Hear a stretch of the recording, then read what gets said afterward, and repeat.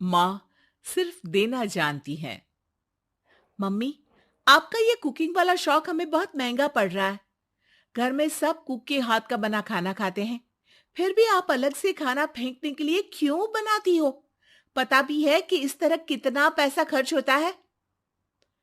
अरे पर बहू, मैं तो सब रोहित के पसंद का खाना बनाती हूँ।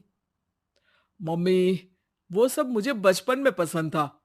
अब इतना तेल खिलाकर बीमार करोगी क्या? वैसे भी मैं पूरा समय कभी क्लाइंट तो कभी बॉस के साथ मीटिंग में रहता हूँ। इसलिए आप अपनी बर्बादी को मेरा नाम तो मत ही दीजिएगा।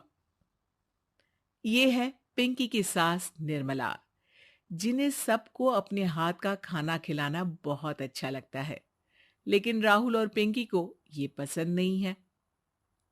इसी के चलते वो निर्मला को खाना बनाने के लिए 10 बातें सुनाकर वहां से चले जाते हैं।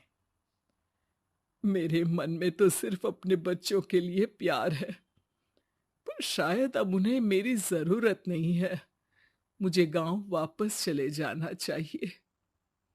जहां एक तरफ निर्मला दोबारा गांव जाने के बारे में सोच रही होती है, वहीं उसका पोता परम अपनी दादी के शौक को प्रोफेशन में बदलने का आइडिया सोच रहा होता है।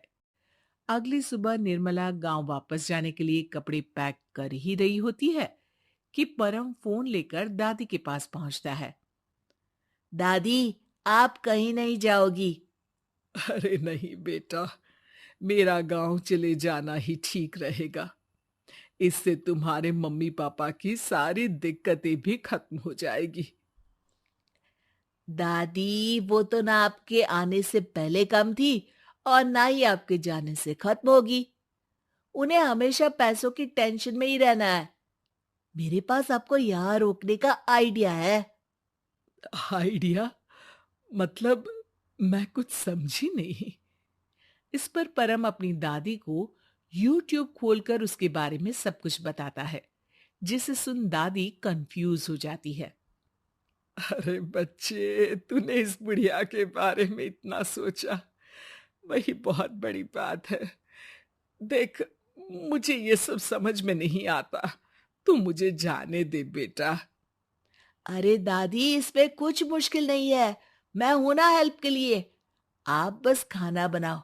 और पता है, YouTube की मदद से आप अपनी स्पेशल रेसिपी लोगों को सिखा भी सकती हो। अच्छा, ऐसा भी हो सकता है? मतलब, बस घर बैठे मैं दूसरे लोगों को सिखा दूंगी? सिर्फ कुछ लोगों को नहीं, पूरी दुनिया को सिखा सकती हो। और उसके लिए आपको सिखाने के पैसे भी मिलेंगे दादी।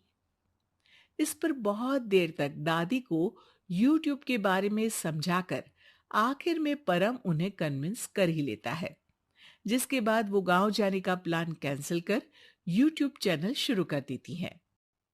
हमने ये शुरू तो कर दिया, पर इससे कहीं रोहित और पिंकी को दिक्कत ना हो बेटा।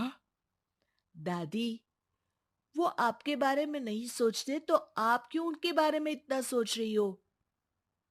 इसके बाद दादी पोता मिलकर खाने की वीडियो और साथ ही उनके ट्यूटोरियल की वीडियो बनाकर उन्हें YouTube चैनल पर अपलोड करने लगते हैं।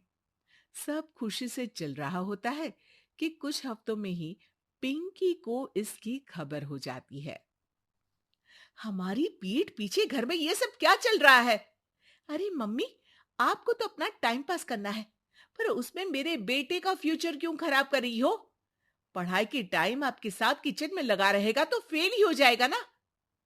वैसे इस YouTube वाले के शौक के लिए आप जो फैंसी डिशेस बना रही हो, उसके पैसे कहाँ से आ रहे हैं? मम्मी, आपको हमेशा पैसों की चिंता ही क्यों लगी रहती है? और रही बात मेरी पढ़ाई की, तो आपसे ज्यादा दादी को उसकी चिंता है।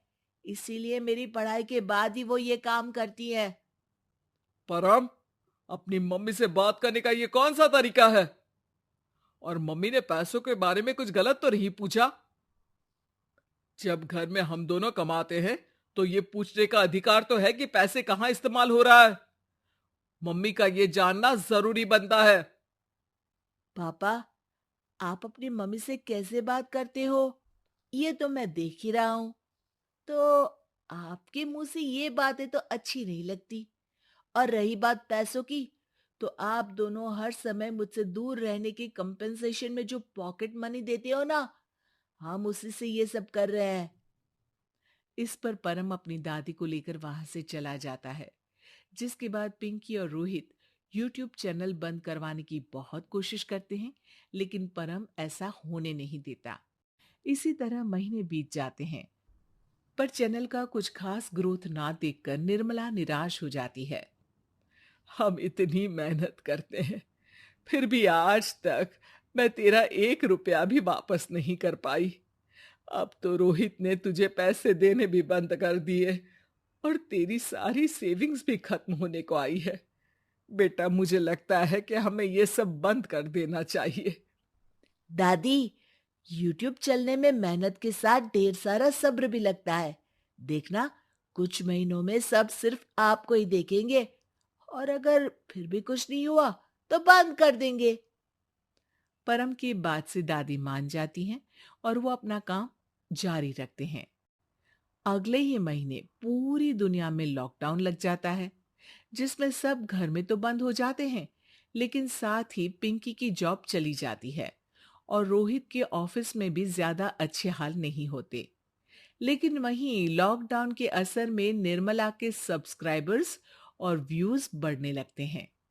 देखा दादी, मैंने कहा था ना, एक दिन सब आपको ही देखेंगे। अब तो आप बस रोज एक वीडियो अपलोड करो और जादू देखो। इसी के साथ लॉकडाउन के कुछ ही महीनों में निर्मला खाने वाली दादी के नाम से सारे सोशल मीडिया पर फेमस हो जाती है, जिस वजह से अब उन्हें यूट्यूब के पैसों के साथ पेड एडवर्टीजमेंट और पेड प्रमोशन भी मिलने लगते हैं। उन्हीं पैसों की मदद से निर्मला अब बेटे बहू की नौकरी ना होने पर घर का खर्चा भी चलाने लगती हैं, जिसे देख रोहित और पिंकी को भी अपनी गलती का एहसास होता है और वो सब मिलकर निर्मला को सपोर्ट करने लगते हैं।